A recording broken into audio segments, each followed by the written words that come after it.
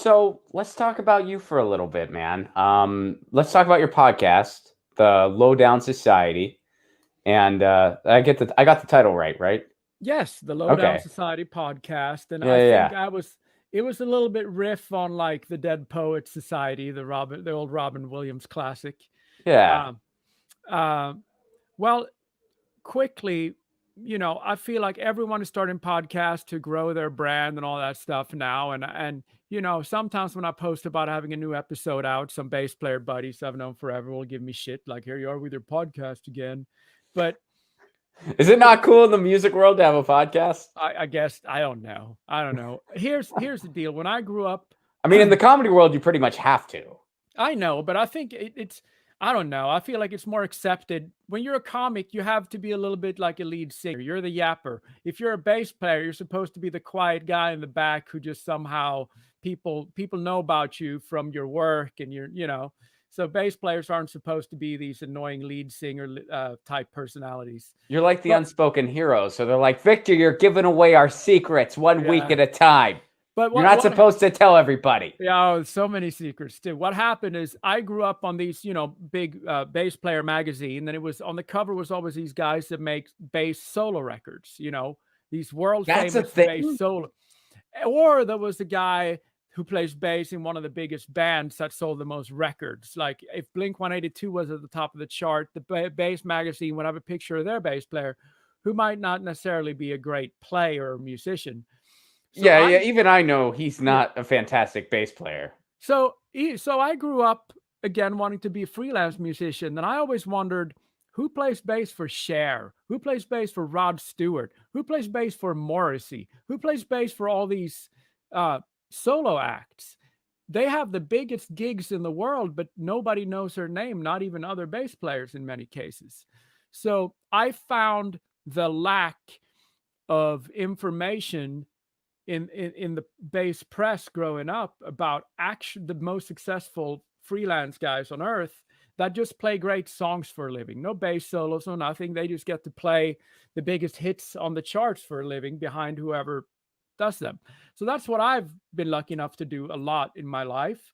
And so the cool thing about having a little bit of success in my field is my phone book is way cooler than I am. In my iPhone, I have numbers to all my idols, basically. And about 8 years ago, I was in a hotel lobby in Atlanta with a gentleman named Hugh McDonald. He played bass on every single Bon Jovi record, whether you're a fan or not. Those are bass lines that are still plaguing radio to this day. And he Sure. he also played on a bunch of other stuff. So he was one of my biggest heroes growing up. And I was in a hotel lobby in Atlanta having cocktails with him for 3 hours 8 years ago. And our conversation about the industry we're in and about the details of how we approach bass playing and everything, I walked away from that thinking if 15-year-old me could have been a fly on the wall for this conversation, it would have made a bigger impact and I would have gotten more out of it than 100 of these bass magazines. So that's how my Mm. podcast started. It started from that experience of I sit and have these bass hangs with bass brothers and sisters for 2, 3 hours over coffee, or at our houses where we have all our basses and we try each other's stuff out and we nerd out. And I'm like, I have to record this. I can't just have these hangs with cool people in my phone book, in my phone list, and not record it. So that's how the podcast started. It's not a big podcast, but you're right, what you said earlier on. When I started it 3 years ago, I found 250 podcasts for guitar players and 3 for bass players. So I'm like, okay, there's a niche here in the market. And There's a niche here.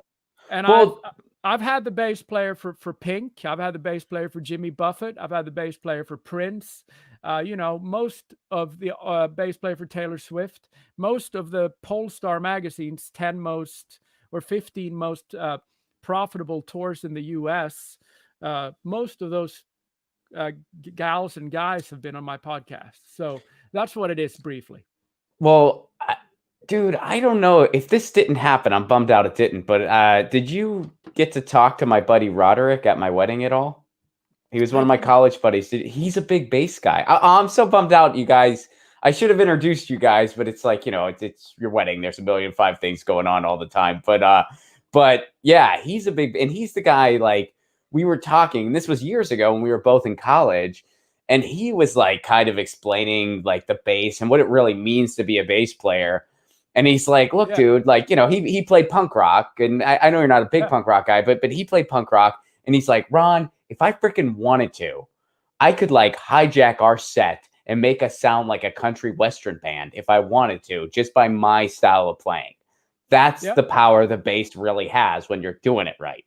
And I just never thought, and again, I'd like to think I'm a big music fan. I play some as a hobbyist, and I definitely have always had respect for like I could list my favorite bass players at a young age. Like I knew like Matt Freeman and Rancid. He really showed me like, oh wow, this is what it really means to be a bass player. This is a bass player right here. This freaking guy. And then of course you listen to Primus, and you realize what the instruments can do and what it's all about. And so I knew all that, but I didn't know to the extent until he was like breaking that down for me. And I remember that conversation. It was years ago. But so is there like a big rivalry between like 5-string guys and 4-string guys? Are there some like 4-string purists out? Like, is that a thing, or is that totally really? Oh, dude, you got to explain some of this. Well, what are you? First of all, what are you? There's no real rivalry between 4 and 5-string guys. Us freelance guys, we have a bunch of each of them, because depending on what either the boss wants on the gig, or most of the time what you consider the gig needing, you listen to a record or a track and you're like, oh yeah, a lot of low notes, better bring my 5-string. Or you can bring a 4-string strung with the lowest strings from a 5-string, or there's all kinds of options. Oh, man. Oh, geez. The look of a 4-string is the classic look of a bass player. So there are a lot of purists. Like if you're in a band in like Echo Park in LA or East Nashville in Nashville, if you show up with a 5-string in those neighborhoods, that'll be like showing up in bell-bottom jeans to the skinny jeans crowd, that's just not okay. See, now you got to show up to like a big hipster gig in bell bottoms with a 5-string bass. You got to go full meta with this. You got to do that now. No, absolutely. And I have done that on purpose quite a few times. Because I really do think it's ridiculous. And the people are like, well, the 5-string, the big extra thing is not cool. I'm like, if you love bass, how can more low notes, extra low notes, not be okay? And I posted a picture yesterday from my podcast for the latest episode, and the guy was playing a 5-string in the picture. And one guy wrote under, he goes, oh, it's got 5 strings. It's almost a guitar. I go, that extra string is actually in the other direction. It's lower. So it's actually further away from a guitar. So I have to fight that in the I have to fight the trolls all the time. So you're very much the peacemaker in this scenario. You're kind of the neutral, but like 4 strings need some love, 5-string needs some love. But very Swedish of you, by the way. Yeah. You're the pacifist in this. It's very rare that I'm a good diplomat. Like I said, I'm pretty much relegated to a life in America because I'm loud and opinionated. But yeah, I got love for both. But when I was in Nashville for 18 years, I played 5-strings almost exclusively. And so that's why when the purist starts going on the 4 only, I have to hop on the unhip nerd crowd and defend the extended range instruments. I know all our favorite records from the good old days were made on 4 strings, but it's like science and progress is a real thing.